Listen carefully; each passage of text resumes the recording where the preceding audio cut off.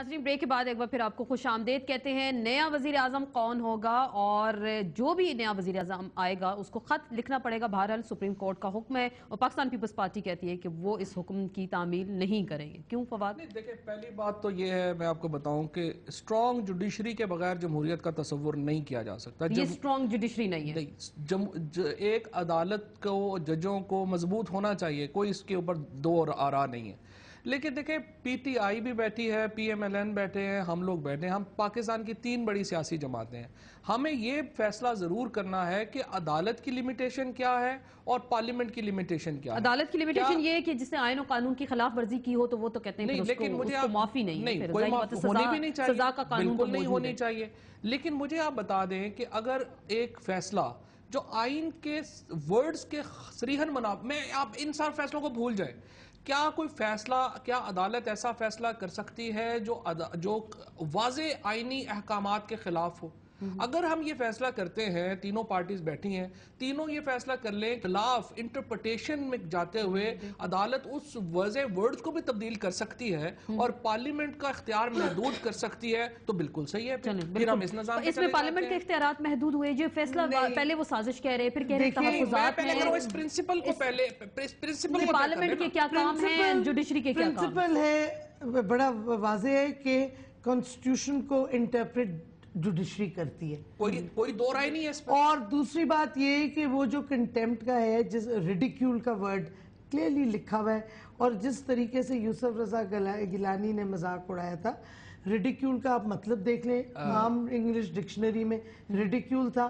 तो मैं समझती हूँ ये फैसले ने ये कॉन्स्टिट्यूशन को अपहोल्ड किया है। हम कहते हैं कॉन्स्टिट्यूशन को अपहोल्ड किया है, ये अपहोल्ड किया है कॉन्स्टिट्यूशन को जुडिशरी ने।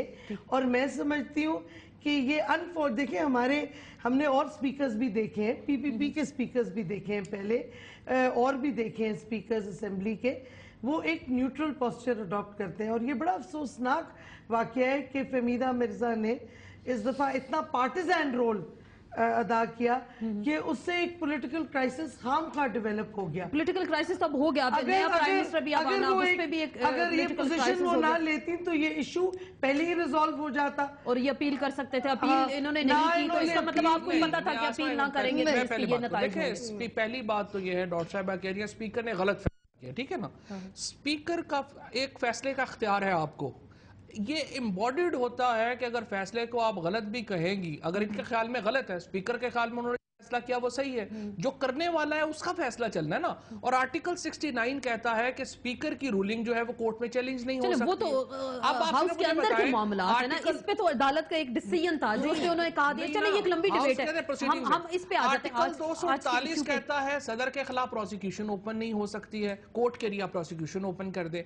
मैं एक प्रिंसिपल तय कर ले, नए वजीर आजम पे क्या करेंगे, मुझे ये समझा दे, देख लेना नए वजीर आजम पे क्या करेंगे। अगला वजीर आजम खत लिखेगा पहले दफा झगड़ा नहीं हुआ। इससे पहले 1997-98 में सजाद अली शाह साहब भी अपने बियॉन्ड जा रहे थे जुरिसडिक्शन से, और नवाज शरीफ साहब के साथ एग्जैक्टली वही हो रहा था जो आज हमारे साथ हो रहा है। इनके साथ हुआ। उस वक्त जो है वो सजाद अली शाह साहब। अब पुरानी बातें को तो छोड़े, हम नए वजीर आजम पे आते हैं। नया वजीर आजम खत नहीं लिखेगा, फिर क्या होगा? फिर यही होगा, हर 15-20 दिन बाद यही ड्रामा लगेगा। इशू इट्स नॉट कि जी प्रेसिडेंट के खिलाफ केस ओपन हो रहा है, इशू ये है कि पीएम ने लेटर लिखना है। जी जी जी जी ये है कि आर्टिकल 63 और 1G जो है उसमें बड़ा वाज़े तौर पे ये लिखा गया है। और वैसे भी आप ये देखें कि इलेक्शन होता है, इलेक्शन के बाद अदालतों में लोग जो है वो पिटीशंस करते हैं, उन पिटीशंस में लोग जो है वो डी सीट होते हैं, और वो फैसला जो है वो स्पीकर के पास जाता है, और स्पीकर से होके वो इलेक्शन कमीशन में जाता है। इलेक्शन कमीशन जो है उसको डी नोटिफाई करता है।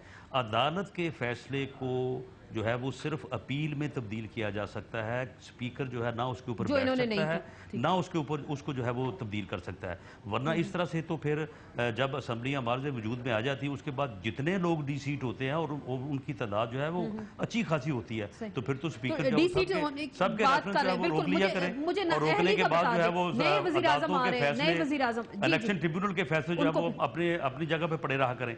नए वजीर कानूनी बात अगर हम करते हैं, नया वजीर आजम ابھی جو لوگ ووٹ کریں گے کچھ لوگ ہیں جنہوں نے اپنی پارٹی چینج کی, کچھ پی ٹی آئی میں چلے گئے, کچھ فارورڈ بلاک بن گیا, پارٹی پالیسی کے برعکس بالکل پھر کیا ہوگا اس کے بعد؟ یہ سلسلہ جو ہے یہ شروع ہو سکتا ہے, یہ سلسلہ بھی شروع ہو سکتا ہے.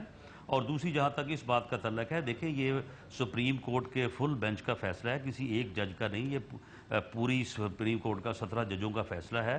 اس میں لیٹر جو ہے وہ آنے والے وزیراعظم کو بھی لکھنا پڑے گا. اس سے تو کوئی نہیں. رانا صاحب مجھے ایک بات آپ بتا دیں کہ 17 جج مل کر کے آئین کے واضح پروویژن کے خلاف فیصلہ دے سکتے ہیں؟ کیا مسلم لیگ نون کی یہ پالیسی ہے؟ دیکھیں چوہدری صاحب, بات یہ ہے کہ آئین میں جس پروویژن کی آپ بات کر رہے ہیں کہ جی وہ واضح پروویژن ہے کہ صدر کو امیونٹی حاصل ہے, لیکن بات یہ ہے کہ عدالت, اور وزیر اعظم کو بھی امیونٹی حاصل, وزیر اعظم کو بھی امیونٹی حاصل ہے, لیکن بات یہ ہے کہ عدالت نے فیصلہ اس وقت کرنا ہوتا ہے جب معاملہ اس کے سامنے پیش ہو. اب یہ دیکھیں دوہری شہریت کا معاملہ جو ہے یہ آئین میں تو اس سے پہلے بھی موجود تھا, لیکن جب عدالت کے سامنے اس کو چیلنج کیا گیا تو عدالت نے اس کے اوپر فیصلہ کیا.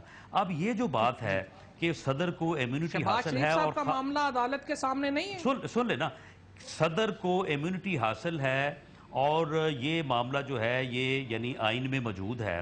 آپ مجھے یہ بتائیں کہ یہ کیس چلا ہے تقریباً کوئی 4-5 ماہ, کسی ایک جگہ پہ آپ کے یعنی وزیر اعظم نے یا آپ کی لیگل ٹیم نے کسی ایک جگہ پہ بھی یہ موقف اختیار کیا ہے کہ یہ امیونٹی حاصل ہے اس لیے ہم خط نہیں لکھ رہے؟ وہ تو اس طرف آئی نہیں, وہ ڈیبیٹ تو دوسری نکل گئی. اس طرف تو آئی نہیں. آرڈیننس پہ ہم سن رہے ہیں آج کل, ہم ایک اگر کرنٹ ایشو پہ اگر ہم آ جائیں, آرڈیننس ہم سن رہے ہیں, ایک نیا آرڈیننس آ رہا ہے, کچھ 2 ڈپٹی پرائم منسٹرز بھی ہو سکتے ہیں, 2 جماعتوں کے حوالے سے MKM کو مل سکتی ہے, اور پھر اس کے حوالے سے یہ جو ہم دیکھ رہے ہیں ختم وہ کرنا پڑے گا انہیں, کیونکہ سیشن کے دوران اس کے بغیر تو آرڈیننس نہیں آتا. لیکن اگر آپ نے بالکل تباہی پھیرنی ہے کانسٹیٹیوشن کی تو آپ جو مرضی چینج کرتے جائیں کہ جی چلیں آرڈیننس آ رہا ہے, اور یہ دیکھیں آرڈیننس آ رہا ہے. نہیں آرڈیننس تو آ نہیں سکتا نا, بالکل ڈاکٹر صاحب صحیح کہہ رہی ہے نا, جب سیشن چل رہا ہو تو ڈپٹی پرائم منسٹرز کا پہلے بھی مقام ہے, جب پرویز الہی کی بات آ رہی تھی کہ کیو لیگ جب آ رہی تھی PPP کے ساتھ اس وقت بھی تھا.